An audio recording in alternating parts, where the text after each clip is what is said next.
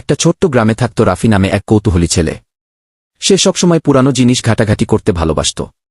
একদিন সে তাদের বাড়ির গুদামঘরে একটা পুরানো দাদুর ঘড়ি খুঁজে পেল। ঘড়িটা ছিল একেবারেই অদ্ভুত, সময়ের কাঁটা উল্টো দিকে ঘোরে। রাফি মজা করে ঘড়িটা ঘুরাতে শুরু করল। হঠাৎ চারপাশ অন্ধকার হয়ে গেল, আর সে নিজেকে দেখতে পেল এক অদ্ভুত দুনিয়ায়, সময়ের মধ্যে। ওখানে সময় ছিল একটা বিশাল দৈত্য। তার নাম কি টিকটিকু, আর সে সব মানুষকে নিয়ম মেনে সময় কাটাতে বাধ্য করত। কেউ যদি অলস সময় নষ্ট করত, টিকটিকু তার সামনে হাজির হয়ে যেত। রাফি বুঝল সে এখন সময়ের কারাগারে বন্দী। কিন্তু সে ছিল বুদ্ধিমান। ঘড়িটা নিয়ে সে সময়ের গর্তে লুকিয়ে পড়ল, আর একে একে সময়ের সব নিয়ম উল্টে দিতে শুরু করল।